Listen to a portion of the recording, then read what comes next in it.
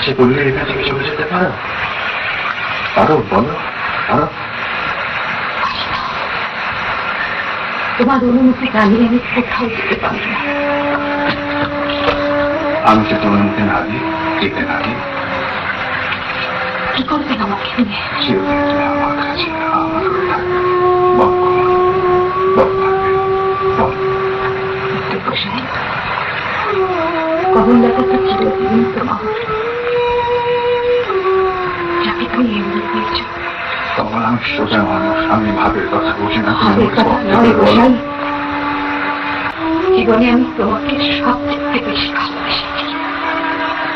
কমললতা ছায়াছবিতে কমললতা চরিত্রে অভিনয় করার জন্য সুচিত্রা সেনকে নখ কাটতে বলেছিলেন প্রবাদ প্রতিম পরিচালক হরিসাধন দাশগুপ্ত। মতবিরোধে 3 মাস বন্ধ ছিল shooting. Hi everyone, welcome back to my channel Anjana Anjania. বন্ধুরা, তোমাদের সকলকে আমার এই ছোট্ট ইউটিউব চ্যানেলে স্বাগত জানাই। হরিসাধন দাশগুপ্ত লিখেছিলেন, ঘরে বাইরে হলো না, কিন্তু বিমলা আমার ঘরে এলো। এই প্রজন্মের কাছে এই সময়ের চলচ্চিত্র তথ্যচিত্র ভাবনার ক্ষেত্রে ইন্সপিরেশন হতে পারতেন যিনি, সেই কিংবদন্তি মানুষটির জন্মদিন এ মাসে। অথচ তিনি অস্পষ্ট হয়ে গিয়েছেন স্বল্প চর্চার কারণে। হারিয়ে গিয়েছে তার বেশিরভাগ গুরুত্বপূর্ণ তথ্যচিত্র। গত বছর 2024-এ আমরা তার শতবর্ষ পালন করলাম। তিনি প্রবাদ প্রতিম পরিচালক হরিসাধন দাশগুপ্ত। হরিসাধন দাশগুপ্ত সেই সময়ে দাঁড়িয়ে হলিউড ঘরানায় বাংলা ছবি তৈরি করতে চেয়েছিলেন। আজ হরিসাধন দাশগুপ্তর 101তম জন্মবার্ষিকীতে দ্য ওয়ালে স্মৃতিতর্পণে তার পুত্রবধূ দূরদর্শন খ্যাত স্বনামধন্য সঞ্চালিকা চৈতালি দাশগুপ্ত। দেশ বিদেশ ঘোরা হরিসাধন দাশগুপ্তের শেষ জীবন কেটেছিল শান্তিনিকেতনে। হরিসাধন পুত্র পরিচালক রাজা দাশগুপ্ত হলেন চৈতালির স্বামী। চৈতালি দ্য ওয়ালকে বললেন, আমরা এখন শান্তিনিকেতনে। আমার শ্বশুরমশাইকে আমি বাবা বলেই ডাকতাম।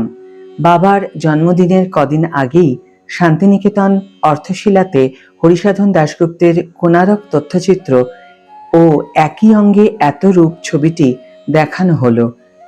যতটা হরিসাধন দাশগুপ্তের কাজের প্রচার হওয়ার দরকার ছিল ততটা তো হয়নি। আজও কতজন হরিসাধন দাশগুপ্তের নাম শোনেননি।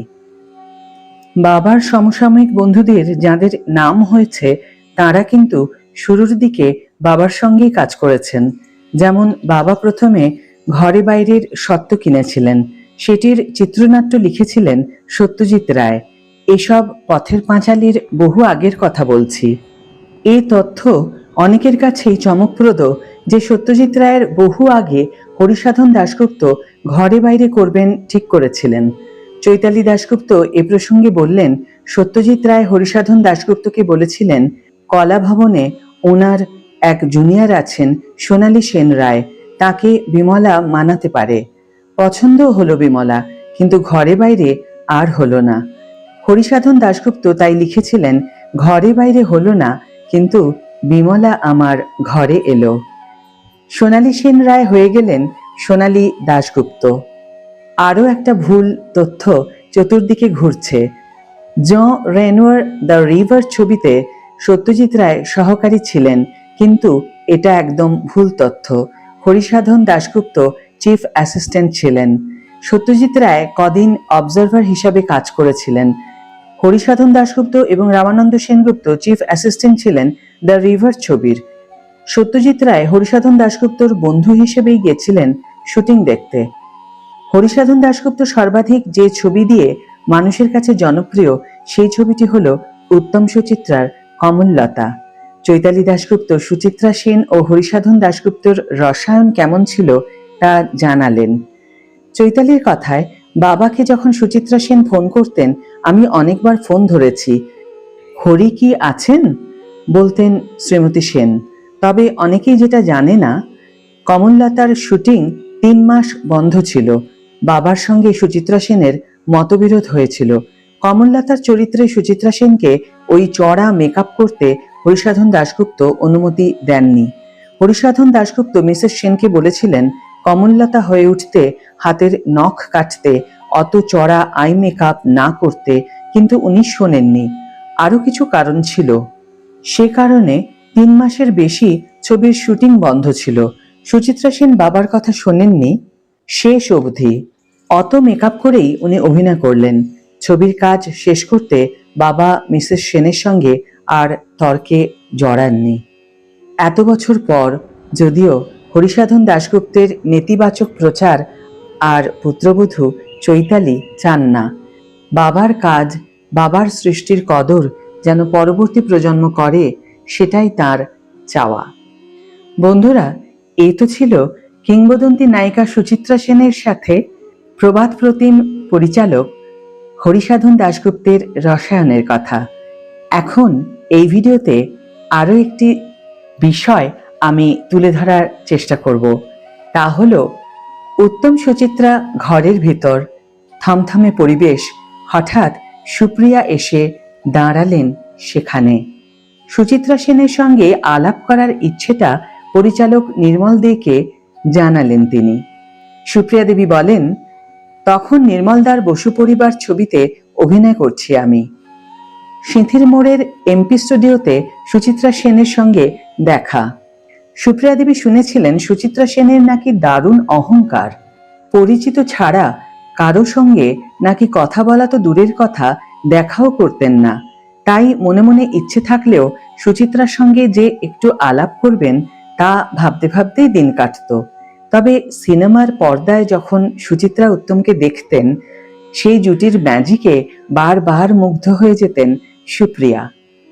কিন্তু নিন্দুকরা বলতেন সেই সময় উত্তমকে নিয়ে নাকি সুচিত্রা ও সুপ্রিয়ার মধ্যে নিত্য টানাপোড়েন ছিল। সত্যি কি তাই? একদমই না। এক সাক্ষাৎকারে তেমনই এক গল্প তুলে ধরেছিলেন টলিউডের সবার প্রিয় বেনুদি, অর্থাৎ সুপ্রিয়া দেবী। যে বেনুদির সঙ্গে উত্তমের প্রেম নিয়ে টলিউড ছিল সদা সরগরম, সেই সুপ্রিয়া জানিয়েছিলেন সুচিত্রার সঙ্গে তার জমজমাট আড্ডার কথা।